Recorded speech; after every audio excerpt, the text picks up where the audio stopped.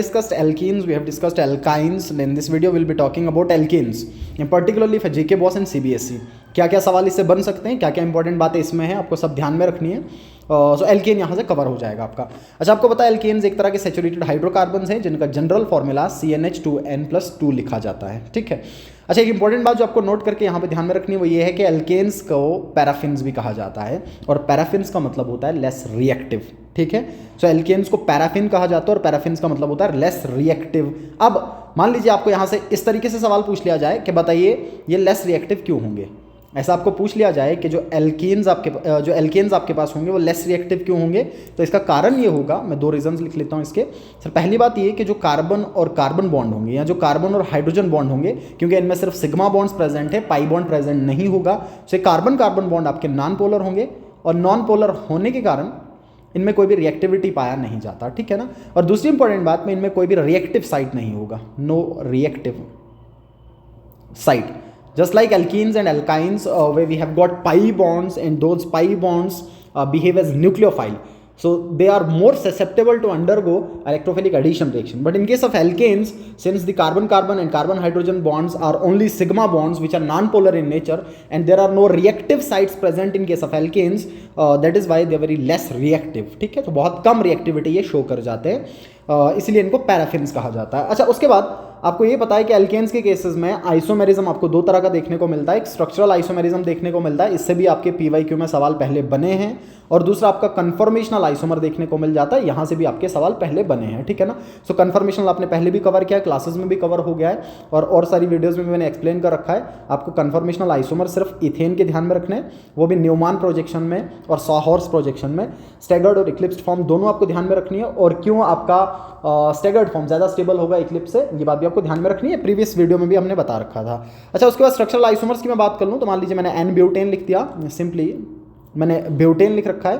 सो अगर मैं इस ब्यूटेन के आइसोमर्स की बात कर लूँ तो आपको पता है ब्यूटेन दो तरह के चेन आइसोमर शो करता है, that is an butane and iso butane, ये दो आपको ऑलरेडी पता है।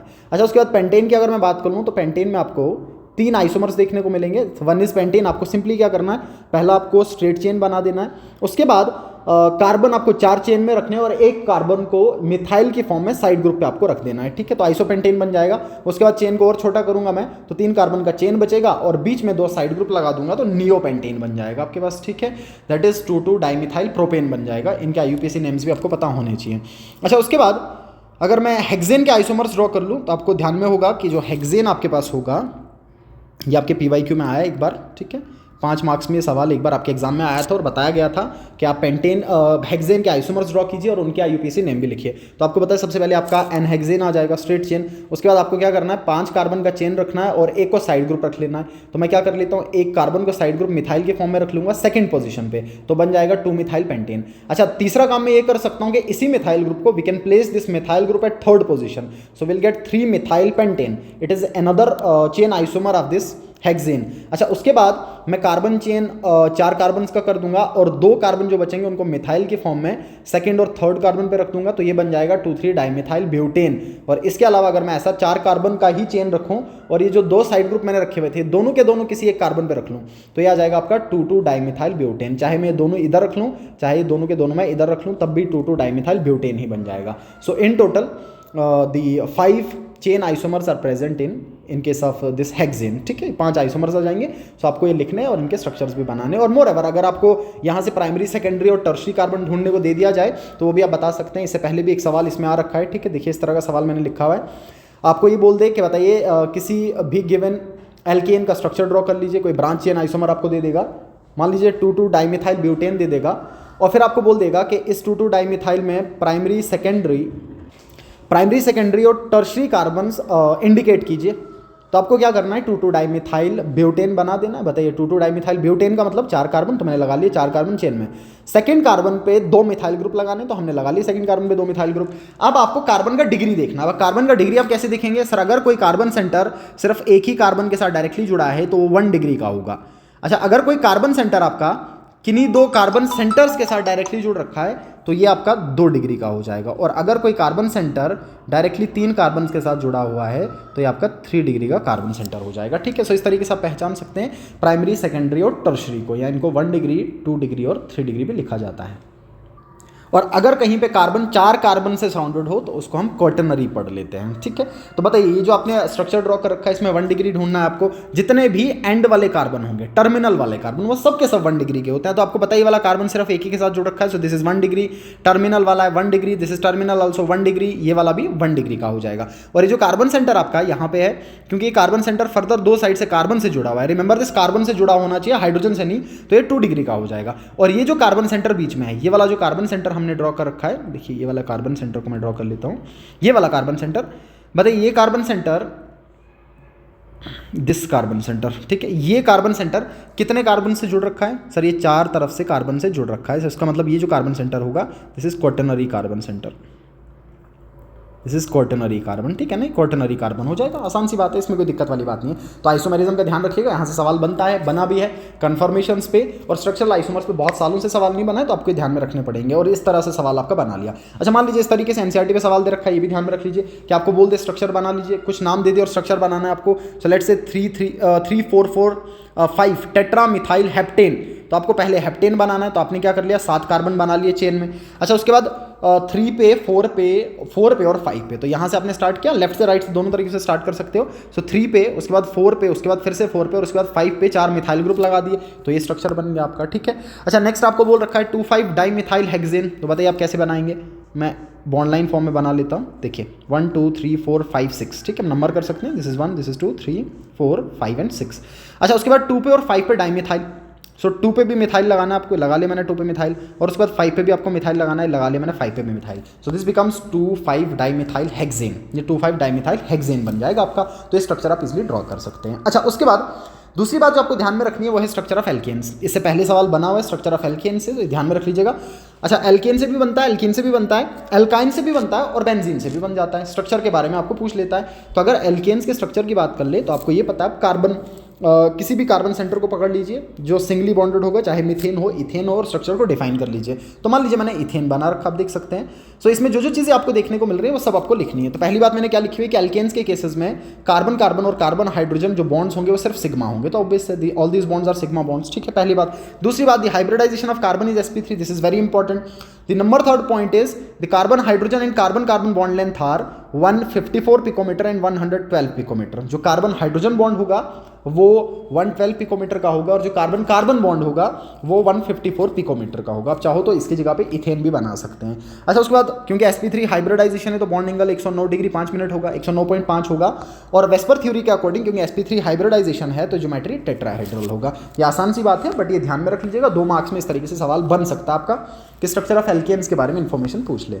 अच्छा उसके बाद प्रिपरेशन ऑफ एल्केन्स को आपको ध्यान में रखना है थोड़ा, कि कैसे एल्केन्स को प्रिपेयर किया जाता है। कभी कभार डायरेक्ट मेथड पूछ लेता है और कभी कभार जनरल पूछ लेता है कि कोई से 2-3 मेथड्स बता दीजिए एल्केन्स को बनाने के। सो पहला मेथड एल्काइल हैलाइड से बनाने का है। अच्छा एल्काइल हैलाइड से कैसे आप एल्केन्स को बना सकते हैं, देखिए आपको कुछ नहीं करना है, एल्काइल हैलाइड्स को रिड्यूस करना है, H2 के साथ ट्रीट करना है जिंक HCl की प्रेजेंस में, ठीक है। और यहाँ से X को हटा दीजिए एक H के साथ में, और H यहाँ पे आके बिठा दीजिए, तो RH बनेगा, and this RH is nothing but alkane. So this RH is known as alkane, this is alkane, ठीक है। सो बहुत आसान सा मेथड है। देखिए आप क्या लिख रखा है, एल्काइल हैलाइड्स फ्लोराइड्स के अलावा, because we can not replace the fluorine attach to R directly, इनको रिड्यूस करना है, ठीक है। So alkyl halides alkyl fluorides के अलावा, ऐसा इसलिए क्योंकि R और F के बॉन्ड को तोड़ना मुश्किल हो जाता है because of its high bond enthalpy. So RF वाला इस रिएक्शन में पार्टिसिपेट नहीं करेगा।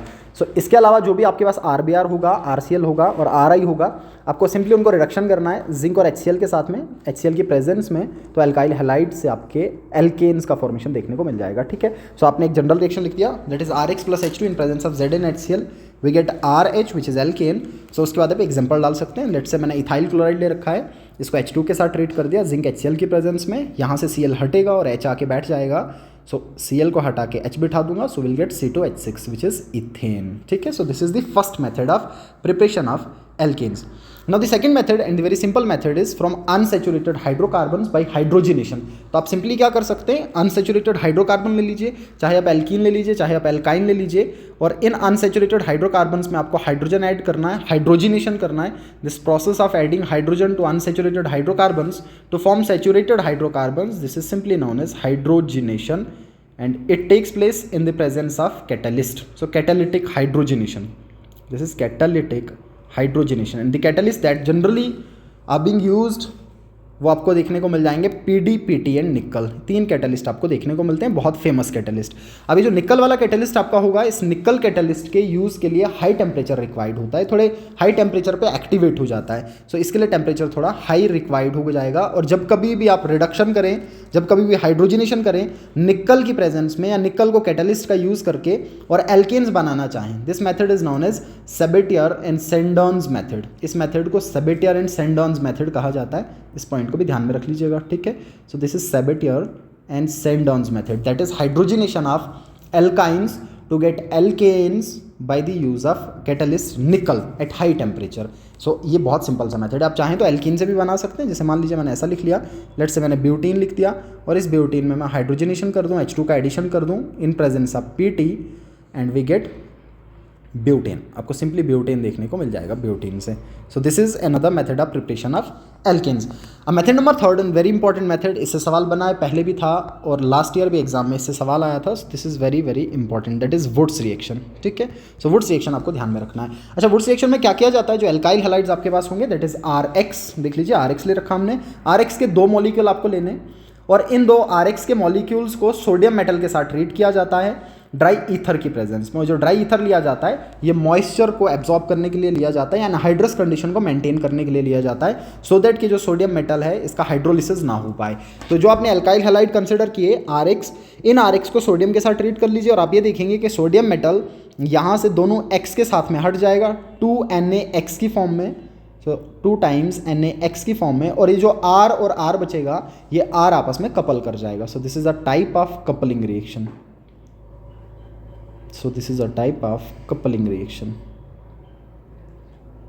Okay, this is known as Wurtz reaction. तो आपको नोट लिखने को आ जाता है एग्जाम में, ये बहुत इंपॉर्टेंट बात। सो वुड्स रिएक्शन में क्या किया जाता है, अल्काइल हैलाइड्स को ट्रीट किया जाता है सोडियम मेटल के साथ ड्राई ईथर के प्रेजेंस में। ये मॉइस्चर को एब्जॉर्ब करता है, मॉइस्चर नहीं एंटर करने देता रिएक्शन में, और कपलिंग रिएक्शन हो जाएगा और R ग्रुप आपके जुड़ के एल्केन बना लेंगे। और एक इंपॉर्टेंट बात ये कि इस वुड्स रिएक्शन का यूज़ किया जाता है हायर एल्केन्स को बनाने के लिए, क्योंकि जिस एल्काइल हैलाइड का आप यूज़ करेंगे वो लोअर डिग्री का होगा और उससे हायर डिग्री बनाया जा सकता है। जैसे मान लीजिए आपने एग्जाम्पल ले रखा है, सो एग्जाम्पल जो हमने कंसिडर किया इसमें मैंने इथाइल ब्रोमाइड ले रखा है। सो जो इथाइल ब्रोमाइड लिया आपने, इस इथाइल ब्रोमाइड के 2 मोल कंसिडर किए गए और इसको सोडियम मेटल के साथ ट्रीट किया, तो आप ये देखेंगे Br सोडियम के साथ में हट जाएगा और इथाइल इथाइल आपस में जुड़ के 4 कार्बन वाला एक एल्केन जनरेट कर लेगा, जिसको हम ब्यूटेन पढ़ लेंगे, N ब्यूटेन पढ़ लेंगे, ठीक है। सो ब्यूटेन का फॉर्मेशन देखने को मिल जाएगा।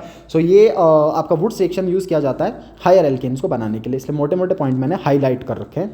So this is known as Wurtz reaction, ठीक है। मोर एवर अगर आप ऐसा करेंगे कि सेम तरह के एल्काइल हैलाइड्स को कंसिडर किया जाए, सो इस टाइप के रिएक्शन को सेल्फ वुड्स रिएक्शन भी कहा जाता है। सेल्फ वुड्स रिएक्शन, सेम तरह के एल्काइल हैलाइड्स का यूज़ किया जाए, सोडियम मेटल के साथ ट्रीट किया जाए, आपस में कपल कर जाएंगे, R ग्रुप आपस में जुड़ के एल्केन बना लेगा।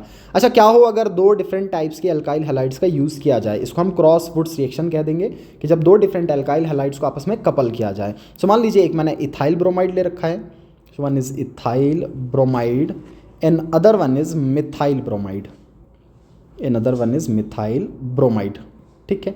अगर आपने 2 डिफरेंट एल्काइल हैलाइड कंसिडर किए, सो पहली पॉसिबिलिटी तो ये होगी कि सर ये जो Br और ये जो Br है सोडियम मेटल के साथ में हट जाएगा, तो आपने 2 टाइम Na के साथ इनको ट्रीट कर दिया और CH3 जुड़ जाएगा C2H5 के साथ। सो फॉर्मेशन किसका देखने को मिल जाएगा, प्रोपेन का फॉर्मेशन, ठीक है।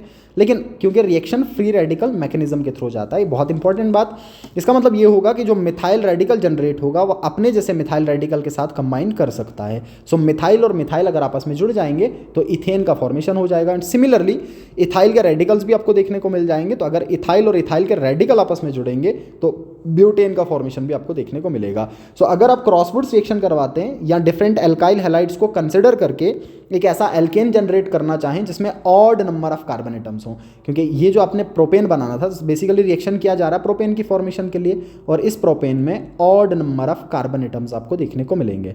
सो अगर आप odd number of carbon atom वाला एल्केन जनरेट करना चाहें तो ये रिएक्शन आपका सक्सेसफुल नहीं होगा, रिएक्शन इंपॉर्टेंट नहीं है, ना ही रिएक्शन अच्छा यील्ड देगा, और प्लस साथ साथ में आप ये देखेंगे कि बाई प्रोडक्ट्स भी देखने को मिल जाते हैं। तो ये बहुत इंपॉर्टेंट बात कि जब भी आप डिफरेंट एल्काइल हैलाइड्स को कंसिडर करेंगे तो आप ये देखेंगे कि एक से ज़्यादा प्रोडक्ट का फॉर्मेशन देखने को मिलेगा और 3 प्रोडक्ट आपको बन जाएंगे जो आप बनाना चाह रहे हैं। एक उससे लोअर वाला बनेगा और एक उससे हायर वाला एल्केन बनेगा, और जितने भी एल्केन जनरेट होंगे इन सब का बॉइलिंग पॉइंट नियरली सेम होगा, तो इनको सेपरेट करने में डिफ़िकल्टी होगी, इनको सेपरेट करने में बहुत ज़्यादा झंझट होगा। That is Y odd number of carbon atom वाले एल्केन को बनाने के लिए वुड्स रिएक्शन यूज़ नहीं किया जाता है। वुड्स रिएक्शन अच्छा यील्ड नहीं देता, ये बहुत इंपॉर्टेंट बात है। मैं सवाल की फॉर्म में भी यहाँ पे लिख लेता हूँ, और ये मैंने हाइड्रोकार्बन के एनसीईआरटी क्वेश्चंस में भी आपको बता रखा है। That is Wurtz reaction is not used to synthesize those alkanes which contain odd number of carbon atoms, which contain odd number of carbon atoms। ठीक है, ऐसा इसीलिए क्योंकि जब आप odd number of carbon atom वाले को जनरेट करना चाहें तो आपको क्रॉस वुड्स रिएक्शन करना पड़ेगा, 2 डिफरेंट एल्काइल हैलाइड्स कंसिडर करने पड़ेंगे, और जब आप 2 डिफरेंट एल्काइल हैलाइड्स कंसिडर करेंगे तो आपके पास 3 प्रोडक्ट बन जाएंगे, और ये जो 3 प्रोडक्ट बनेंगे इन तीनों प्रोडक्ट्स को सेपरेट करना बहुत मुश्किल हो जाएगा, और जो प्रोडक्ट आप चाहते हैं उसका यील्ड कम हो जाएगा। सो इन 2 रीजन्स के कारण हम वुड्स रिएक्शन को यूज़ नहीं करते, क्रॉस वुड्स रिएक्शन को यूज़ नहीं करते उन एल्केन्स को बनाने के लिए जिनमें odd number of carbon atoms हो। सो ये आ गया तीसरा, बहुत important. And number 4, this is also very important, that is decarboxylation. Decarboxylation method is also used for the preparation of alkanes. Now decarboxylation can take place by 2 ways. The first is by the use of soda lime and the second is Kolb's electrolysis. So दोनों के दोनों बहुत important, और soda lime हमने benzene में भी पढ़ रखा था, बेंजीन के सिंथेसिस में। सो अगर आप सोडा लाइम का यूज़ करेंगे, soda lime is basically a mixture of NaOH and CaO. This is NaOH and CO mixture is known as soda lime. So whenever the sodium और potassium salts of carboxylic acid, so आपको क्या करना है, sodium salt ले लेने या potassium salt ले लेने कार्बोक्सिलिक एसिड्स के। मान लीजिए मैंने ये जो आपके पास ले रखा है carboxylic acid, this is sodium propanoate. ठीक है, 3 कार्बन है, so this is sodium propanoate, this is sodium propanoate, sodium propanoate ले रखा है। ठीक है, और इस सोडियम प्रोपेनोइट को आपको ट्रीट करना है सोडा लाइम के साथ। So soda lime is NaOH and CO। ठीक है, हमने ट्रीट कर दिया। सो ट्रीट करने के बाद आप क्या देखेंगे कि यहाँ से डिकार्बोक्सिलेशन होगा, दैट इज कार्बन डाइऑक्साइड का रिमूवल होगा। सो ये जो आपका पोर्शन होगा CO2 की फॉर्म में, और मोर एवर बेसिक कंडीशन में रिएक्शन किया जा रहा है। सो बेसिक कंडीशन में जो आपका कार्बन डाइऑक्साइड रिमूव होगा that is present in the form of sodium carbonate. ये हमेशा ध्यान में रखनी है बात कि बेसिक कंडीशन में जब भी कार्बन डाइऑक्साइड सोल्यूशन में रिमूव होगा तो हमेशा कार्बोनेट की फॉर्म में रहना प्रेफर करेगा, तो Na2CO3 की फॉर्म में रहना प्रेफर करेगा। और जैसे ये CO2 यहाँ से हट गया, यहाँ से एक सोडियम, यहाँ से एक सोडियम हो गया Na2, और यहाँ से C और 2 ऑक्सीजन ये वाले और 1 ऑक्सीजन ये वाला, सो ये Na2CO3 ये पूरा का पूरा पोर्शन हट गया, और ये जो हाइड्रोजन यहाँ पे प्रेजेंट है NaOH के साथ में, ये आके यहाँ पे बैठ गया और बन जाएगा C2H5। सो कुल मिला के जो प्रोडक्ट बनेगा that is C2H5 and this is nothing but ethane. So ethane का फॉर्मेशन आपको देखने को मिल जाएगा, C2H5 और एक हाइड्रोजन यहाँ से भी आएगा C2H6 actually, right, C2H6। So ethane का फॉर्मेशन, इथेन का फॉर्मेशन देखने को मिल जाएगा। This is known as decarboxylation by using soda lime. So आपको क्या करना है, आपको सोडियम सॉल्ट ले लेने, देखिए लिख रखा है मैंने theoretically, sodium salt of carboxylic acid आपको कंसिडर करने और उनको ट्रीट करना है सोडा लाइम के साथ, which is the mixture of NaOH and CaO। It undergo decarboxylation, decarboxylation का मतलब कार्बन डाइऑक्साइड की फॉर्म में रिमूव हो जाएगा और ये एल्केन्स बना देगा, और वो जो एल्केन्स बनेंगे उनमें एक कार्बन कम होगा एज कंपेयर टू सबस्ट्रेट, क्योंकि आप देखेंगे जो सबस्ट्रेट आपके पास था वो प्रोपेनोएट था, 3 कार्बन वाला था, और जो प्रोडक्ट आपके पास बन रहा है उस प्रोडक्ट में सिर्फ एक ही कार्बन आपको देखने को मिल जाएगा। सो ये जो प्रोडक्ट आपके पास होगा ये 2 कार्बन देखने को मिल जाएंगे, एक कार्बन कम हो जाएगा, सो प्रोडक्ट आपके पास इथेन हो जाएगा। So this is one of the methods to synthesize alkanes by decarboxylation by making use of soda lime. अच्छा, सेकेंड मेथड आपके पास है कोल्ब्स इलेक्ट्रोलिसिस, ये भी बहुत इंपॉर्टेंट, ये जब भी आएगा एग्जाम में डायरेक्ट नाम से आ जाता है जेके बॉस में। सो कोल्ब्स इलेक्ट्रोलिसिस में आपको क्या करना है, सर सेम तरह के सॉल्ट्स आपको कंसिडर करने हैं कार्बोक्सिलिक एसिड्स के, बट उनके एक्वस फॉर्म में। सो आपको क्या करना है, जो sodium salt of carboxylic acid लिए गए उनको आपने पानी में डिसॉल्व करना है, उनका एक सोल्यूशन बना देना है और उसके बाद उसका इलेक्ट्रोलिसिस कर देना है। और जब आप उसका इलेक्ट्रोलिसिस करेंगे तो आप ये देखेंगे एल्केन्स का फॉर्मेशन आपको देखने को मिलेगा एनोड पे। सो एनोड पे एल्केन्स का फॉर्मेशन देखने को मिल जाएगा। सो ये ले रखा हमने, this is sodium salt of carboxylic acid, so ये जो sodium salt of carboxylic acid हमने ले लिए, इनका एक्वस सोल्यूशन ले लिया, ठीक है, पानी में डिसॉल्व कर दिया और उसके बाद इलेक्ट्रोलिसिस कर दिया। सो जब आप इलेक्ट्रोलिसिस करेंगे तो इलेक्ट्रोलिसिस करने के बाद एनोड पे ये जो आपके CH3 रेडिकल्स होंगे, 2 CH3 रेडिकल जनरेट हो जाएंगे और एक CH3 रेडिकल दूसरे CH3 रेडिकल के साथ जुड़ के इथेन का फॉर्मेशन कर देगा। सो इथेन बना लेंगे आप, ठीक है। सो यहाँ पे आपको देखने को मिलेगा इथेन का फॉर्मेशन। और इस मेथड से, क्योंकि ये फ्री रेडिकल मैकेनिज्म के थ्रू होगा, रेडिकल आपस में जुड़ेंगे, तो इस मेथड से मीथेन नहीं बनाया जा सकता, ठीक है। ये इंपॉर्टेंट बात है कि methane can not be synthesized by this method. Methane can not be synthesized, इस मेथड से मीथेन को बनाया नहीं जा सकता। ऐसा इसलिए क्योंकि रिएक्शन फ्री रेडिकल मैकेनिज्म्स के थ्रू हो रहा है और 2 रेडिकल आपस में जुड़ना कंपलसरी है। और जब आपको मीथेन बनाना है तो मीथेन में सिर्फ एक ही कार्बन होगा।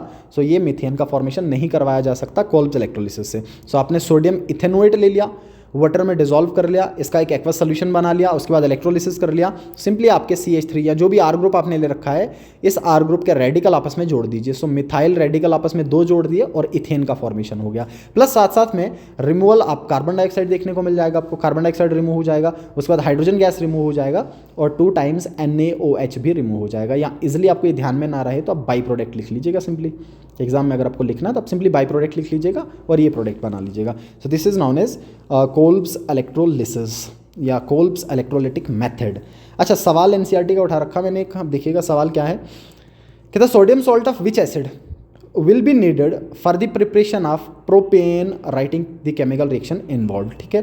कहता सोडियम सॉल्ट कौन से कार्बोक्सिलिक एसिड का लिया जाए कि आप प्रोपेन बना सकें। तो आपको ये पता है कि जब आप सोडा लाइम का यूज़ करेंगे, आप सोडा लाइम से इसको करवाना है आपने, ठीक है, तो आपको डिसेंट ऑफ चेन देखने को मिल जाएगा, कार्बन कम हो जाएगा। तो इसका मतलब ये होगा कि हमें जो कार्बोक्सिलिक एसिड का सॉल्ट कंसिडर करना है वो ब्यूट वाला लेना पड़ेगा। So we can consider sodium butanoate, that is CH3, CH2, CH2 and COO negative Na positive. So this is sodium butanoate, butanoate। और इस सोडियम ब्यूटेनोएट को किसके साथ ट्रीट कर देंगे? सोडा लाइम के साथ, which is a mixture of NaOH plus CaO along with heating, ठीक है। आपको हीट भी साथ में करना है और इसके साथ ट्रीट करने पे आप ये देखेंगे कि कार्बन डाइऑक्साइड का रिमूवल हो जाएगा। कुल मिला के सारा का सारा पोर्शन यहाँ से हटेगा और कार्बोनेट की फॉर्म में, क्योंकि बेसिक कंडीशन में रिएक्शन हो रहा है, और H आके यहाँ पे जुड़ जाएगा। सो प्रोडक्ट जो आपके पास बनेगा वो बनेगा CH3, CH2 and CH3। So we get propane as product, plus साथ में जो बाई प्रोडक्ट मिलेगा आपको that is Na2CO3, sodium carbonate आपको देखने को मिल जाएगा। कार्बन डाइऑक्साइड का रिमूवल इस फॉर्म में हो जाएगा, ठीक है। So we can use sodium butanoate. So आपको रिएक्शन भी लिखना है जो इंपॉर्टेंट है, और साथ साथ में कौन सा सॉल्ट यूज़ किया गया उसका नाम भी आपको लिख लेना है, ठीक है। उसके बाद ये आगे मेथड्स ऑफ प्रिपरेशन। सो 4 तरीके से हम इसको बना सकते हैं, आपको चारों ध्यान में होने चाहिए। एक तो एल्काइल हैलाइड से, सिंपली आपको एल्काइल हैलाइड्स का रिडक्शन करना है, HCl और जिंक की प्रेजेंस में आप क्या देखेंगे, एल्केन्स का फॉर्मेशन हो जाएगा। फिर अनसैचुरेटेड हाइड्रोकार्बन से हाइड्रोजनेशन कर दीजिए, PDPT या निकल की प्रेजेंस में। जब आप निकल का यूज़ करेंगे थोड़ा हाई टेम्परेचर रिक्वायर्ड होगा, and whenever nickel is use for hydrogenation, for catalytic hydrogenation, this is known as Sabatier-Sandon's method. Number 3 is we can use Woods reaction. So in Woods reaction, alkyl halides are treated with sodium metal in presence of dry ether. They undergo coupling reaction. The R groups get coupled together, and there is formation of alkanes, higher alkanes. और इनमें भी even number of carbon atom वाले ये बना सकते हैं। Odd वाले इसलिए नहीं बनेंगे क्योंकि अगर आप odd number of carbon atom वाले बनाना चाहें तो आपको क्रॉस वुड्स रिएक्शन करना पड़ेगा, और क्रॉस वुड्स रिएक्शन करने के लिए जब आप 2 डिफरेंट एल्काइल हैलाइड्स लेंगे तो 3 डिफरेंट प्रोडक्ट्स बनेंगे, और इन प्रोडक्ट्स का बॉइलिंग पॉइंट आपस में रिजेंबल करेगा। एक तो इनको सेपरेट करना मुश्किल हो जाएगा, और प्लस जिस एल्केन को आप बनाना चाह रहे हैं उसका यील्ड कम हो जाएगा। And number 4 method is decarboxylation. तो डिकार्बोक्सिलेशन 2 तरीके से होगा, one is by using soda lime and other one is Kolbe's electrolysis. Soda lime में आपको क्या करना है, sodium salt of carboxylic acid लेने, NaOH और CO के साथ, जिसको सोडा लाइम कहा जाता है, हीट कर देना है। डिकार्बोक्सिलेशन देखने को मिलेगा, सोडियम कार्बोनेट की फॉर्म में कार्बन डाइऑक्साइड हटेगा और आपको एक कार्बन कम एल्केन देखने को मिल जाएगा प्रोडक्ट में। और उसके बाद कोल्ब्स इलेक्ट्रोलिसिस में आपको एक्वस सोल्यूशन कंसिडर करना है, सोडियम सॉल्ट्स का या पोटेशियम सॉल्ट्स का कार्बोक्सिलिक एसिड्स के, और उसको इलेक्ट्रोलाइज कर दीजिए, और इलेक्ट्रोलाइज करने के बाद एनोड पे एल्केन का फॉर्मेशन देखने को मिलेगा फ्री रेडिकल्स के थ्रू। सिंपली आपके 2 R ग्रुप आपस में जुड़ जाएंगे। मान लीजिए पर्टिकुलरली अगर आपको कोई बनाने को बोल दे, जैसे लेट्स से ब्यूटेन बनाने को बोल रखा है, तो आपको कुछ नहीं करना। अगर ब्यूटेन बनाने को बोल रखा है तो यहाँ पे आपको इथ ग्रुप लगाना है, सो कुल मिला के आप इस पूरे पोर्शन को ऐसे रखेंगे, यहाँ पे इथ लगा लेंगे, या सिंपली आप ध्यान में रख लीजिए कि आपको सोडियम प्रोपेनोएट लेना पड़ेगा, क्योंकि एक कार्बन तो हटेगा कार्बन डाइऑक्साइड के फॉर्म में, तो बचेगा ब्यूट, और वो ब्यूट दूसरे वाले ब्यूट के साथ जुड़ के बचेगा इथ, और वो इथ दूसरे वाले के साथ जुड़ के ब्यूट बना लेगा। सो अगर आपको 4 कार्बन वाला जनरेट करना है तो आप यहाँ पे 2 कार्बन वाला कंसिडर करेंगे, अगर आपको 2 कार्बन वाला एल्केन बनाना है तो यहाँ पे आप 1 कार्बन वाला कंसिडर करेंगे, और कोल्ब्स इलेक्ट्रोलिसिस से आप मीथेन का फॉर्मेशन नहीं कर सकते। उसके बाद इस पर बेस्ड एक सवाल हमने लिख रखा है। अच्छा, उसके बाद फिजिकल प्रॉपर्टीज़, सो इनमें भी एक आध बार पहले सवाल बन रखा है, इनका भी थोड़ा ध्यान में रख लीजिएगा। 3 फिजिकल प्रॉपर्टीज़ आपको ध्यान में रखनी है, बहुत आसान सी है। The first one is solubility. So कभी कभार आपको नोट लिखने को बोल देगा कि बताइए एल्केन्स की सॉलिबिलिटी पे नोट लिख लीजिए। सो जो मैं एल्केन्स के केस में पढ़ा रहा हूँ बिल्कुल एल्कीन्स के केसेस में और एल्काइंस के केसेस में एप्लीकेबल होगा, तीनों बातें सेम होंगी। So in case of alkane talking about the solubility, since these are non polar in nature, क्योंकि आपको ध्यान में होगा कि जो एल्केन्स होंगे वो नॉन पोलर नेचर के होंगे। So these are insoluble in polar solvents like water, so they are insoluble in water. ये पानी में सॉल्युबल नहीं होंगे क्योंकि ये पानी के साथ हाइड्रोजन बॉन्ड नहीं बना सकते, और पानी खुद में पोलर नेचर का है और ये नॉन पोलर नेचर के हैं, तो ये पानी में मिसिबल नहीं होते हैं। So that is why these are insoluble in water, because they are not able to form hydrogen bond with water molecules. So ये पॉइंट इंपॉर्टेंट है, आपको ध्यान में रखना है। तो डायरेक्टली आपको सॉलिबिलिटी पे नोट लिखने को दे दे, जैसे PYQ में एक बार आ रखा है, या आपको ये बोल दे कि बताइए एल्केन्स पानी में सॉल्युबल क्यों नहीं होंगे, तो इसका रीजन आपको ये लिखना है that alkanes are non polar in nature, whereas the water which is polar in nature and alkane are not able to form hydrogen bonds with water molecule, that is why they are not soluble in water molecule. However, these alkanes are soluble in non-polar solvents, तो ये non-polar solvents में बहुत अच्छे खासे soluble होंगे, या organic solvents में अच्छे खासे soluble होंगे, जैसे बेंजीन है या पेट्रोलियम ईथर है, तो इनमें इनकी solubility अच्छी खासी देखने को मिल जाएगी। The next point is boiling point. This is important also कि boiling point आप एल्केन्स पे कमेंट कीजिए। सो अगर मैं एल्केन्स के बॉइलिंग पॉइंट की बात कर लूँ, मैं 2 तरीके से इसको क्लासीफाई करके बता सकता हूँ। पहला पॉइंट तो ये कि अगर आप ऐसा कंसिडर करके चल लें कि आपने एल्केन्स कंसिडर किए डिफरेंट, मान लीजिए मीथेन ले लिया, प्रोपेन ले लिया, ब्यूटेन ले लिया, तो तब तो इनका जो बॉइलिंग पॉइंट होगा वो इनके मॉलिकुलर मास पे डिपेंड करेगा, मॉलिकुलर वेट पे डिपेंड करेगा। जैसे जैसे मॉलिकुलर वेट बढ़ेगा वैसे वैसे वेंडरवॉल इंटरेक्शंस का मैग्नीट्यूड बढ़ेगा, और जैसे जैसे वेंडरवॉल इंटरेक्शंस का मैग्नीट्यूड बढ़ेगा वैसे वैसे बॉइलिंग पॉइंट में इंक्रीज देखने को मिल जाएगा। इसका मतलब ये होगा कि ब्यूटेन का बॉइलिंग पॉइंट प्रोपेन और मीथेन के कंपेरिजन में सबसे ज़्यादा होगा, अगर इन तीनों का कंपेरिजन में आपस में बिठा दूँ। एंड दूसरा इंपॉर्टेंट पॉइंट, ये इंपॉर्टेंट है बहुत, दैट इज अगर आप आइसोमर्स का केस कंसिडर कर लें या ब्रांचिंग वाला केस कंसिडर कर लें, तो कभी कभार डायरेक्टली ऐसा बोल देगा कि बॉइलिंग पॉइंट पे कमेंट कीजिए, बॉइलिंग पॉइंट पे नोट लिख लीजिए, या ऐसा पूछ लेगा कि बताइए why boiling point decreases with branching, why boiling point decreases with branching, या ऐसा बोल देगा कि what is the effect of branching on boiling point of alkanes. तो किसी भी तरीके से सवाल को फ्रेम कर सकता है। तो आपको ये समझना है कि बॉइलिंग पॉइंट का क्या इफेक्ट पड़ेगा और कैसे चेंज कर सकता है। ये ध्यान में रख लीजिएगा कि जैसे जैसे ब्रांचिंग बढ़ेगा, दिस इज इंपॉर्टेंट पॉइंट, कि जैसे जैसे ब्रांचिंग इंक्रीज करेगा, जैसे जैसे मॉलिक्यूल में ब्रांचिंग इंक्रीज करेगा, और आपने ये कंसिडर कर लिया कि आप आइसोमर्स ध्यान में रख के चल रहे हैं, तो आपको ये पता है कि आइसोमर्स के केसेस में, जैसे ये आइसोमर्स हमने 3 बना रखे हैं पेंटेन के, one is n pentane, then isopentane, and then we have neopentane. So इन तीनों आइसोमर्स के केसेस में मॉलिक्यूलर मास एक जैसा होगा, क्योंकि तीनों का मॉलिक्यूलर फॉर्मूला सेम है, तो मॉलिक्यूलर मास भी एक जैसा होगा। सो उस बेसिस पे जस्टिफाई नहीं किया जा सकता कि किसका बॉइलिंग पॉइंट कम होगा और किसका ज़्यादा होगा। लेकिन अब ब्रांचिंग की बेसिस पे आप देखना चाहें तो आप ये देखेंगे कि जो मॉलिक्यूल आपका है जो हाईली ब्रांच होगा, इसके ग्रुप्स जो होंगे, ये ग्रुप स्पेस में इस तरीके से अलाइन होंगे कि एक स्फेरिकल सा एसोसिएशन बना देंगे। सो कुल मिला के आप ये देखोगे कि जितनी ज़्यादा ब्रांचिंग होगी, जैसे जैसे ब्रांचिंग बढ़ेगा, so molecule will assume spherical shape, spheroidal shape, spherical shape. So molecule क्या करेगा, स्फेरिकल शेप एज्यूम कर लेगा, ठीक है। अच्छा, मॉलिक्यूल जब स्फेरिकल शेप एज्यूम कर लेगा तो सरफेस एरिया घट जाएगा, ठीक है, बहुत कम सरफेस में रहना चाहेगा, इसका सरफेस एरिया डिक्रीज कर जाएगा। So molecule will assume spherical shape and surface area will decrease,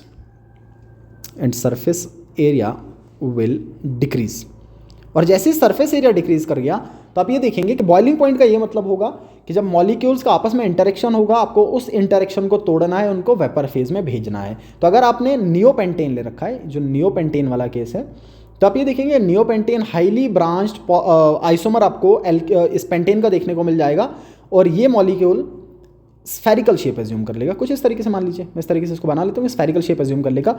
अब आपको कुछ नहीं करना, क्योंकि बॉइलिंग पॉइंट एक बल्क प्रॉपर्टी है, तो बहुत सारे मॉलिक्यूल एक साथ होंगे। तो आप ये देखेंगे जब ये स्फेरिकल शेप एज्यूम कर लेगा, सरफेस एरिया घट जाएगा, तो इनका जो interactions of magnitude of interaction है, जो एक दूसरे के साथ में इंटरेक्शन या एरिया ऑफ कॉन्टैक्ट होगा, एक दूसरे के साथ जो एरिया ऑफ कांटेक्ट होगा, एक दूसरे के साथ जो इंटरेक्शन करने का एरिया होगा, वो कम हो जाएगा, क्योंकि स्फेरिकल शेप एज्यूम करके बैठा हुआ है। और जैसे जैसे सरफेस एरिया घटेगा तो एरिया ऑफ कांटेक्ट भी डिक्रीज कर जाएगा। So area of contact will decrease, area of contact will decrease. और अगर एरिया ऑफ कांटेक्ट घट गया तो आप ये देखेंगे कि वेंडर वॉल इंटरेक्शंस वीक पड़ जाएंगे, और जैसे वेंडर वॉल इंटरेक्शन वीक पड़ गए तो बॉइलिंग पॉइंट एकदम से गिर जाएगा, बॉइलिंग पॉइंट में डिक्रीज देखने को मिल जाएगा। So this is very important point.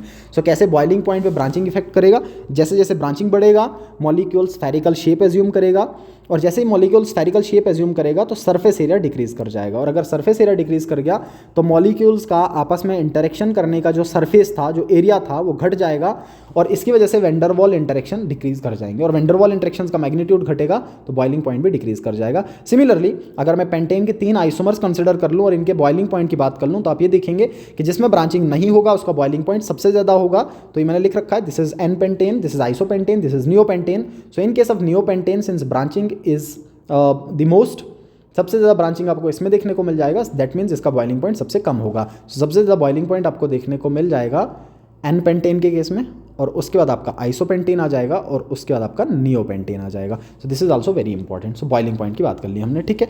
अच्छा, number next is melting point. So अगर मैं मेल्टिंग पॉइंट की बात कर लूँ तो आप ये देखेंगे कि जनरली जब आप एल्केन से आगे बढ़ेंगे, सो लेट्स से अपने एल्केन्स में अलॉन्ग द सीरीज चल रहे हैं, होमोलोगस सीरीज में आपने मीथेन लिखा, then ethane, then we jump to propane, then butane, उसके बाद आप पेंटेन पे आ गए, ठीक है। तो आप ये देखेंगे कि along this homologous series molecular mass बढ़ेगा, ठीक है ना, इसमें कोई डाउट नहीं है। यहाँ से आप जाएंगे तो मॉलिक्यूलर मास बढ़ रहा है, ठीक है।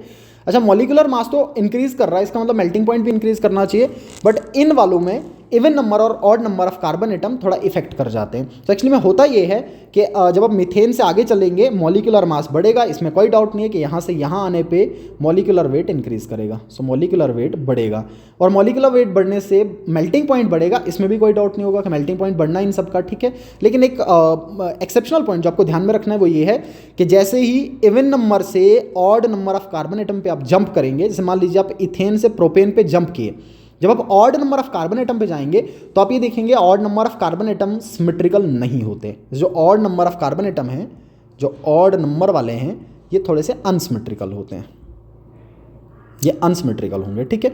और जो even number of carbon atom वाले हैं ये सिमेट्रिकल होंगे, और जो even number of carbon atom वाले एल्केन होंगे, इनके सिमेट्री के कारण इनका पैकिंग एफिशिएंसी बहुत अच्छा होगा, इनका पैकिंग एफिशिएंसी बहुत अच्छा देखने को मिल जाएगा, ठीक है। क्योंकि आप कंसिडर करके ये चल रहे हैं मेल्टिंग पॉइंट, तो आपको इनको सॉलिड में कंसिडर करना पड़ेगा, अगर सॉलिड में कंसिडर कर रहे हैं तो इनके लैटिस को कंसिडर करना पड़ेगा। तो आप ये देखेंगे जो भी even number of carbon atom वाले एल्केन होंगे, those are highly symmetric, and due to their symmetry in nature the packing efficiency is high, and due to their high packing efficiency इनका जो क्रिस्टल बनेगा वो बहुत टफ बनेगा। So they have got tough crystal lattice, tough crystal. So इनका जो crystal lattice बनेगा वो बहुत टफ होगा और मेल्टिंग पॉइंट ज़्यादा होगा। अब इसका ये मतलब नहीं है कि मीथेन से इथेन जाने पे और इथेन से प्रोपेन जाने पे मेल्टिंग पॉइंट घटेगा, नहीं, प्रोपेन का इथेन से ज़्यादा ही होगा।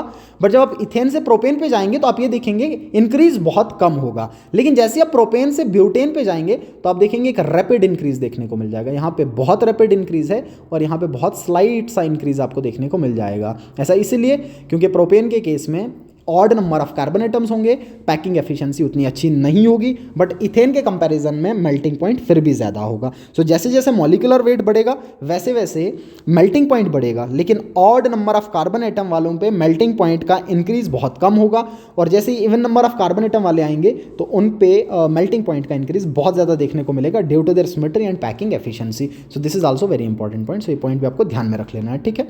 ये आगे आपके फिजिकल प्रॉपर्टीज़ के पॉइंट। अच्छा, उसके बाद केमिकल रिएक्शंस की बात कर लें, हम इसके केमिकल प्रॉपर्टीज़ की बात कर लें तो these are generally very reactive. ये हमने स्टार्टिंग में भी देखा कि बहुत इनर्ट होते हैं, इसलिए इनको पैराफिन्स भी कहा जाता है। ऐसा इसलिए क्योंकि इनके पास कोई रिएक्टिव साइट्स नहीं होते, और जो भी कार्बन हाइड्रोजन और कार्बन कार्बन बॉन्ड होंगे वो आपके नॉन पोलर नेचर के होते हैं, उनमें किसी भी तरह का पोलैरिटी नहीं पाया जाता, इसलिए बहुत कम रिएक्टिव होते हैं और ये बहुत कम रिएक्शन देना प्रेफर करते हैं। ये इवन ऑक्सीडाइजिंग एजेंट्स के साथ, रिड्यूसिंग एजेंट्स के साथ या आपके एसिड्स और बेसिस के साथ रिएक्शन नहीं दिखाते। लेकिन कुछ कंडीशंस में कुछ एक्सट्रीम कंडीशंस में रिएक्शन करवाए जा सकते हैं, और इनमें एक फेमस रिएक्शन जो आपको देखने को मिलता है that is substitution reactions. This is very famous reaction which occurs in case of alkanes. So alkanes में सब्स्टिट्यूशन आपको देखने को मिलेगा। सो ये बात आपको ध्यान में रखनी है कि यहाँ से भी सवाल बनाया जा सकता है। मान लीजिए आपको ऐसा बोल दे कि जो एल्कीन्स और एल्काइंस आपके पास हैं, क्योंकि उनमें पाई बॉन्ड प्रेजेंट होगा, so they are more susceptible to undergo addition reaction, more precisely the electrophilic addition reaction. लेकिन जो एल्केन्स आपके पास होंगे उनमें सिर्फ सब्स्टिट्यूशन रिएक्शन ही पॉसिबल होंगे, क्योंकि इनके पास पाई बॉन्ड नहीं होता, इनमें न्यूक्लियोफिलिसिटी नहीं पाई जाती, तो इन पे किसी भी तरह का इलेक्ट्रोफिलिक एडिशन नहीं पाया जाता। सो इनमें सिर्फ सब्स्टिट्यूशन रिएक्शन देखने को मिल जाता है। तो आप क्या करेंगे कि अगर हम एल्केन्स को हेलोजेंस के साथ ट्रीट कर दें, डाई हेलोजेंस के साथ ट्रीट कर दें, लेट्स से मैंने CH4 लिख रखा है, आप इसको Cl2 के साथ ट्रीट कर लीजिए यूवी की प्रेजेंस में, सनलाइट की प्रेजेंस में, अल्ट्रावायलेट रेज की प्रेजेंस में, तो आप देखेंगे सब्स्टिट्यूशन होगा और यहाँ से एक हाइड्रोजन हट के एक Cl आ जाएगा और मिथाइल क्लोराइड का फॉर्मेशन देखने को मिलेगा। अब क्योंकि ये रिएक्शन फ्री रेडिकल मैकेनिज्म के थ्रू चलता है तो रिएक्शन यहाँ पे नहीं रुकता, तो आप ये देखेंगे कि एक और hydrogen along with the propagation step हट जाएगा और फिर से एक Cl आएगा, तो दूसरा प्रोडक्ट जो आपको देखने को मिलेगा वो होगा CH2Cl2। अच्छा, फिर से एक और हटेगा और आपके पास CHCl3 बनेगा, और एट द एंड सारे के सारे हाइड्रोजन जब तक ना हट जाए रिएक्शन कंटिन्यू रहेगा, तो आप देखेंगे फिर CCl4 का फॉर्मेशन आपको देखने को मिल जाएगा। ठीक है, सो कुल मिला के ये सारे प्रोडक्ट आपको इस रिएक्शन में देखने को मिल जाते हैं। So this is a substitution reaction. So जो एल्केन्स होंगे they can undergo substitution reaction. These hydrogens of alkanes can be replaced by halogens. Halogen से रिप्लेस किया जा सकता है। We can replace them by nitro group or by sulfonic group. ये और बहुत इंपॉर्टेंट बात, और इससे पहले सवाल बना है कि आप सल्फोनिक ग्रुप और नाइट्रो ग्रुप से भी इनको रिप्लेस कर सकते हैं, बट वो भी आपके पास हायर एल्केन्स, क्योंकि जनरली जो आपके लोअर एल्केन्स होंगे, जो लोअर एल्केन्स आपके होंगे वो नाइट्रेशन और सल्फोनेशन नहीं देना प्रेफर करते। हाँ, करवाया जा सकता है, बट उसके लिए आपको ड्रास्टिक कंडीशन लगाना पड़ेगा, हाई टेम्परेचर और हाई प्रेशर का यूज़ करना पड़ेगा। सो आप किस किस से रिप्लेस कर सकते हैं? We can replace by halogen group, the hydrogen of alkanes can be replaced by nitro group, and the halogen of these alkanes can be replaced by sulfonic group। तो आपको तीनों ध्यान में रखने हैं। तो हेलोजन से रिप्लेस करने के लिए Cl2 के साथ ट्रीट कर लीजिए यूवी की प्रेजेंस में।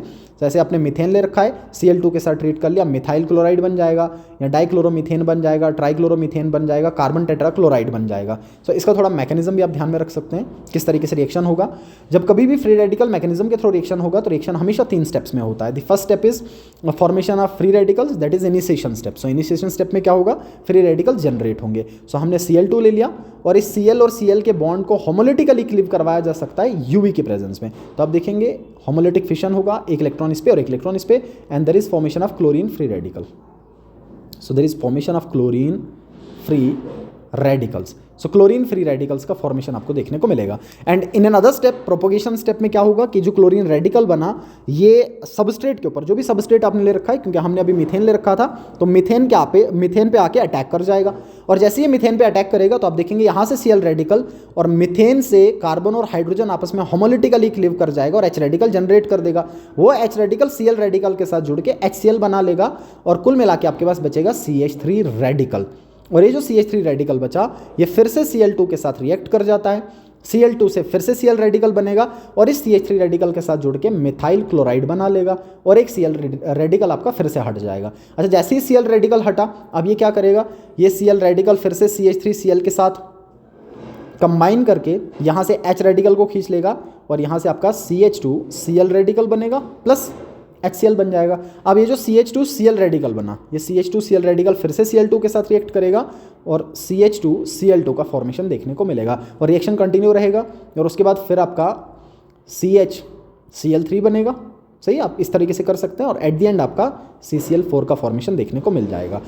ये सारे के सारे हाइड्रोजन आपके रिप्लेस करने के बाद, या इवन रिएक्शन बीच में टर्मिनेट करवाया जा सकता है, लेकिन उसको टर्मिनेट करने के लिए आपको ये करना पड़ेगा कि फ्री रेडिकल्स को आपस में जोड़ना पड़ेगा। सो रिएक्शन किस तरीके से टर्मिनेट हो सकता है? सर, पहला तरीका तो ये है कि रेडिकल आपस में जुड़ के वापस Cl2 बना दे, और आप यूवी की प्रेजेंस में इसको ना रखें, तो ये आपका टर्मिनेट हो जाएगा, रिएक्शन स्टॉप हो जाएगा। या दूसरा जो मिथाइल रेडिकल जनरेट हुए थे वो आपस में कंबाइन करके इथेन का फॉर्मेशन कर दें। तो ये बात भी आपको ध्यान में रखनी है कि जब भी आप फ्री रेडिकल सब्स्टिट्यूशन एल्केन्स का करेंगे, मीथेन का करेंगे, तो इथेन आपको बाई प्रोडक्ट में देखने को मिल जाता। तो ये बात भी आप ध्यान में रख लीजिएगा। ये एनसीईआरटी पे एक सवाल भी है कि why ethane is formed during substitution reaction of during substitution या हेलोजिनेशन या क्लोरीनेशन लिख सकते हैं आप, क्लोरीनेशन रिएक्शन ऑफ मीथेन। तो जब मीथेन का क्लोरीनेशन रिएक्शन होगा तो इथेन क्यों बनेगा? So since the chlorination of methane occurs by free radical mechanism, आपको ये पॉइंट लिखने पड़ेंगे। सो फ्री रेडिकल मैकेनिज्म के साथ ऑपरेट होगा and during the course of reaction there is formation of methyl radical. So these methyl radicals can get combined with another methyl radical and there is formation of ethane. So free radical mechanism के through reaction जाएगा, reaction के दौरान methyl radicals बनेंगे और methyl radical आपस में जुड़ के इथेन का फॉर्मेशन कर सकते हैं, ठीक है। सो दैट इज बाय इथेन आपको बाई प्रोडक्ट में देखने को मिल जाता है। अच्छा, उसके बाद मिथाइल रेडिकल Cl रेडिकल के साथ जुड़ के CH3Cl बना ले और तब भी आपका रिएक्शन टर्मिनेट हो सकता है। So this is very important reaction, that is halogenation reaction या simply substitution reaction, substitution by halogen group. So ये मेन पॉइंट कुछ मैंने लिख रखे हैं, आप देख सकते हैं कि पहली बात ये कि रिएक्शन फ्री रेडिकल मैकेनिज्म के थ्रू होगा, ठीक है। दूसरी बात कि जो रेट ऑफ रिएक्शन होगा वो किस ऑर्डर को फॉलो करेगा, सबसे ज़्यादा रेट आपको देखने को मिलेगा F2 में, उससे कम Cl2 में, उससे कम Br2 में और उससे कम I2 में। कुल मिला के Br2 में रिएक्शन थोड़ा स्लो होगा, I2 में उससे भी स्लो होगा और F2 में रिएक्शन सबसे फास्ट हो जाएगा।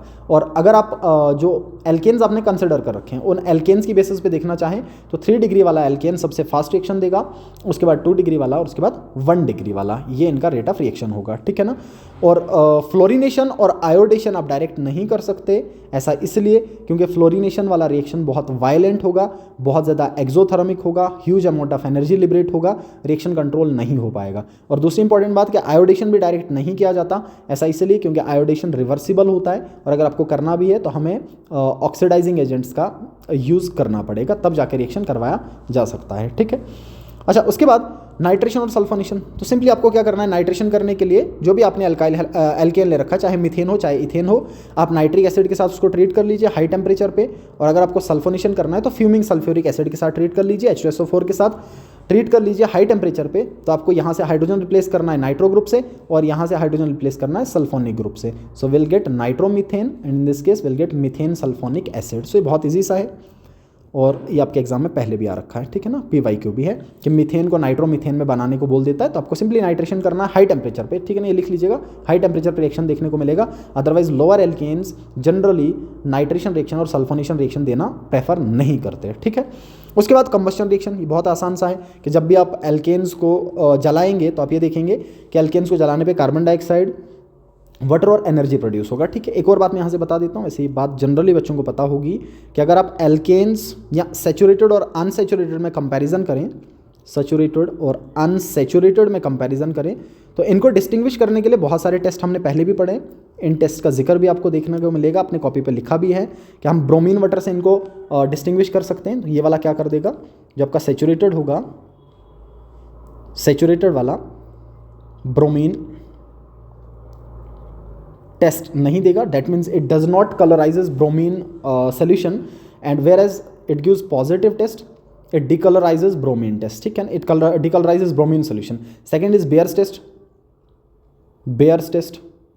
सो जो आपके एल्केन्स होंगे सैचुरेटेड होंगे ये बेयर्स टेस्ट नहीं देते, बट जो एल्काइंस या एल्कीन्स होंगे वो बेयर्स टेस्ट दे देते हैं। कुल मिला के जो एल्कालाइन सोल्यूशन ऑफ KMnO4 है उसको डिकलराइज कर देते हैं, बट सैचुरेटेड वाले डिकलराइज नहीं कर पाते। और तीसरी इंपॉर्टेंट बात कि आसानी से इनको पहचानने के लिए इनके लिए फ्लेम टेस्ट भी किया जाता है। तो तीसरा मैं लिख लेता हूँ इनके लिए फ्लेम टेस्ट, फ्लेम टेस्ट। अब सिंपली क्या करेंगे, आप ये देखेंगे कि एल्केन्स और अगर मैं एल्कीन्स और एल्काइंस की बात कर लूँ, सैचुरेटेड वालों में कार्बन कंटेंट आपको कम देखने को मिल जाता है और अनसैचुरेटेड वालों में कार्बन कंटेंट ज़्यादा होगा।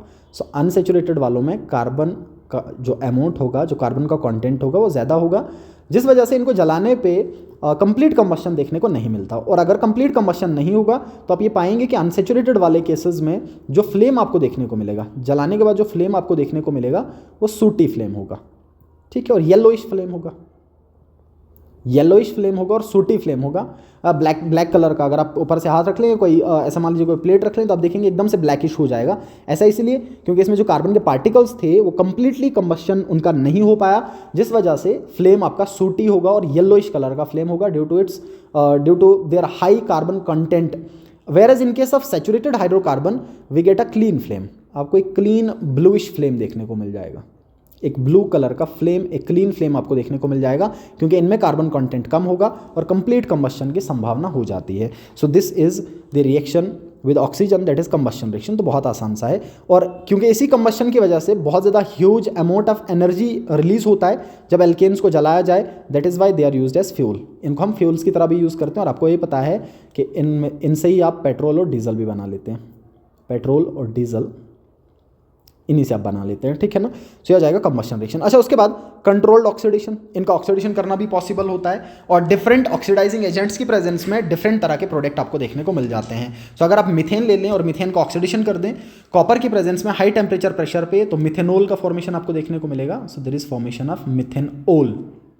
एंड सिमिलरली अगर आप इसी मिथेन का कंबस्शन ऑक्सीडेशन कर दें मोलिब्डेनम ऑक्साइड की प्रेजेंस में, MO2O3 की प्रेजेंस में, so will get methanol as a main product. So methanol आपको मेजर प्रोडक्ट देखने को मिल जाएगा। So these are the controlled oxidation reactions of alkanes, ठीक है। अच्छा, उसके बाद एक और इंपॉर्टेंट रिएक्शन आइसोमराइजेशन आपको देखने को मिल जाता है। मान लीजिए आपने N-ब्यूटेन ले रखा है, और अगर आप इस N-ब्यूटेन को ट्रीट कर दें एनहाइड्रस AlCl3 के साथ एसिडिक कंडीशन में HCl की प्रेजेंस में, सो देयर इज आइसोमराइजेशन। और मोस्टली आप देखेंगे जो मिथाइल होगा वो मिथाइल आपका साइड ग्रुप की तरह बिहेव करने लग जाता है। तो अगर 4 कार्बन का चेन आपने ले रखा था, इसमें से एक कार्बन मिथाइल की फॉर्म में साइड ग्रुप पे चला जाएगा, और आपको देखने को मिल जाएगा इस ब्यूटेन से आइसोब्यूटेन का formation. Isobutane, this is isomerisation, के एक आइसोमर से दूसरा आइसोमर जनरेट हो जाएगा जब आप एल्केन्स को एनहाइड्रस AlCl3 की प्रेजेंस में, या एनहाइड्रस AlCl3 के साथ ट्रीट कर दें एसिडिक कंडीशन में HCl की प्रेजेंस में, तो जो आपका N-ब्यूटेन है वो किस में चला जाएगा, आइसोब्यूटेन में। या जैसे आपका मान लीजिए हेक्सेन है, तो हेक्सेन आपका देखने को मिल जाएगा 2-मिथाइल पेंटेन में, तो आइसोमराइजेशन रिएक्शन को कहेंगे, ठीक है। Then next is aromatisation. Aromatisation भी आपको देखने को मिल जाता है। तो मान लीजिए आपने N-हेक्सेन ले लिया, ये N-हेक्सेन आपने कंसिडर किया। अच्छा, अगर आप इस N-हेक्सेन को, we have got different options, different reagents, अगर आप इसको क्रोमिक एसिड के साथ ट्रीट कर दें, या क्रोमियम ऑक्साइड के साथ ट्रीट कर दें, वेनेडियम पेंटाऑक्साइड के साथ ट्रीट कर दें, V2O5 के साथ, Cr2O3 के साथ, या मोलिब्डेनम ऑक्साइड के साथ, MO2O3 के साथ हाई टेम्परेचर पे और 10 से 20 ATM के प्रेशर पे, तो आप ये देखेंगे कि जो 6 कार्बन वाला आपने एल्केन ले रखा था, ये 6 कार्बन वाला एल्केन पहले क्या करेगा, इसमें साइक्लाइजेशन हो जाएगा। सो पहले स्टेप में ये साइक्लाइज करेगा, साइक्लिक स्ट्रक्चर बना लेगा कुछ इस तरीके से। ये जो आपका था, this is C6 and H14, और ये C6H14 सबसे पहले कन्वर्ट हो जाएगा C6H12 में, ठीक है। और साइक्लोहेक्सेन का फॉर्मेशन आपको देखने को मिलेगा, साइक्लोहेक्सेन।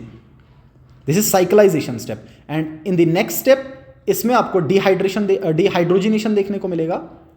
डिहाइड्रोजिनेशन आपको देखने को मिल जाएगा, हाइड्रोजन्स रिमूव होंगे और एरोमेटिसिटी गेन हो जाएगा, और आप देखेंगे एट द एंड C6H6 का फॉर्मेशन देखने को मिल जाएगा। कार्बन उतने ही थे, बस हाइड्रोजन हट के C6H6 कुल मिला के बेंजीन में कन्वर्ट हो जाएगा। This is known as aromatisation. So aromatisation का मतलब ये होगा कि जो आपके जो सैचुरेटेड या जो भी एल्केन्स आपके पास थे, इन एल्केन्स में सबसे पहले साइक्लाइजेशन हो जाएगा, और साइक्लाइजेशन के बाद ये आपके एरोमेटिक कंपाउंड्स में कन्वर्ट हो जाएंगे, बेंजीन में कन्वर्ट हो जाएंगे, ठीक है ना। So this is also one of the methods to synthesise benzene. Reaction of n hexane with V2O5 or the oxidizing agent like MO2O3 or Cr2O3 at high temperature and 10 to 20 ATM pressure, it undergoes cyclization and aromatization and there is formation of benzene। अच्छा, अगर हम N-हेप्टेन consider कर लें, मान लीजिए आपने क्या कर लिया, N-हेप्टेन कंसिडर कर लिया, इस तरीके से 7 कार्बन आपने कंसिडर कर लिया, ठीक है, N-हेप्टेन। और जब इसका एरोमेटाइजेशन आप करेंगे, सेम तरह का रिएजेंट आपको यूज करने, मान लीजिए मैंने V2O5 ले लिया, तो आप ये देखेंगे 7 मेंबर का रिंग नहीं बनाएंगे, क्योंकि 6 मेंबर का सबसे स्टेबल रिंग होता है। तो आप देखेंगे फिर से बेंजीन का फॉर्मेशन आपको देखने को मिलेगा, बट क्योंकि 7 कार्बन थे तो एक कार्बन मिथाइल के फॉर्म में साइड ग्रुप पे रहेगा। सो कुल मिला के टॉल्विन का फॉर्मेशन आपको देखने को मिल जाएगा। सो इस तरीके से टॉल्विन बनाया जा सकता है। अच्छा, उसके बाद एक नेक्स्ट रिएक्शन आपको देखने को मिलेगा, पायरोलिसिस और क्रैकिंग। ये भी इंपॉर्टेंट है, इसको भी ध्यान में रख लीजिएगा। इससे पहले सवाल नहीं बने, बट अगर नया सवाल बनाना चाहे तो यहाँ से सवाल उठा सकता है। सो पायरोलिसिस और क्रैकिंग में आप क्या करते हैं कि जो हायर एल्केन्स होंगे सर जो बड़े बड़े एल्केन्स होंगे, जो लॉन्ग चेन एल्केन्स होंगे, उन हाईली ब्रांच्ड एल्केन्स को या हायर एल्केन्स को हीट करके या किसी भी तरह का कैटलिस्ट का यूज़ करके लोअर एल्केन्स में कन्वर्ट करने को क्रैकिंग कहेंगे। सो अगर आप हीट का यूज़ करके ये कर रहे हैं, this is particularly known as pyrolysis, because pyro means heat, ठीक है। So this is known as pyrolysis. So higher alkanes can be converted into lower alkanes by heating process, this is known as pyrolysis। इस तरीके से मैंने simply इसको demonstrate कर रखा, आप देख सकते हैं। So let's take an example of dodecane. So मैंने डोडेकेन ले रखा है, दैट इज C12H26। अच्छा, जब इस डोडेकेन को PDPT निकल कैटलिस्ट की प्रेजेंस में हीट करेंगे हाई टेम्परेचर पे, तो ये आपका लोअर में कन्वर्ट हो जाएगा। अच्छा, क्या सिर्फ एल्केन्स ही बन सकते हैं? नहीं सर, एल्केन्स भी बनेंगे और एल्केन्स का फॉर्मेशन भी देखने को मिल जाता है। सो एल्केन भी बन सकते हैं, एल्केन भी। तो अगर आपने C12H26 that is dodecane, carbon 12 वाले एल्केन को हीट कर लिया, और हीट करने के बाद आप देखेंगे कि कन्वर्ट हो जाएगा आपका एक तो हेप्टेन में 7 कार्बन वाले एल्केन में, और दूसरा आपका पेंटीन का फॉर्मेशन देखने को मिल जाएगा, दैट इज C5H10, और कुछ और प्रोडक्ट भी आपको देखने को मिल जाते हैं बाई प्रोडक्ट्स में। तो this process of converting higher alkanes into lower alkenes and alkanes by heating process, this is known as pyrolysis or cracking, ठीक है। क्रैकिंग भी इसी को कहा जाता है। तो एग्जांपल हमने ले लिया डोडेकेन का, निकल प्लेटिनम या पैलेडियम की प्रेजेंस में हीट कर दिया हाई टेम्परेचर पे, तो हेप्टेन और पेंटीन में कन्वर्ट हो जाएगा। This is due to cracking process, right. So ये आ जाएंगे आपके केमिकल रिएक्शंस, ठीक है। एक लास्ट लिखा हुआ है मैंने, लास्ट रिएक्शन इज के जब मीथेन को स्टीम के साथ रिएक्ट करवाया जाए, तो अगर मीथेन स्टीम के साथ रिएक्ट कर जाए तो आप देखेंगे it forms a mixture of CO and H2। सो अगर आप मीथेन को स्टीम के साथ रिएक्ट करवा दो निकल की प्रेजेंस में, so there is formation of CO and H2 mixture. So carbon monoxide और H2 गैस का मिश्रण, H2 गैस का मिक्सचर आपको देखने को मिल जाएगा। So these are the chemical reactions of alkanes, ठीक है। यही वाले टॉपिक आपके एल्केन्स में, कन्फर्मेशनल आइसोमर्स हमने पहले ही कर रखे हैं। सो ये इंपॉर्टेंट रिएक्शंस है सबके सब, आपको ध्यान में रखने, एक बार पढ़ लीजिएगा। सो इनसे आपका काम हो जाएगा, ठीक है। So thank you.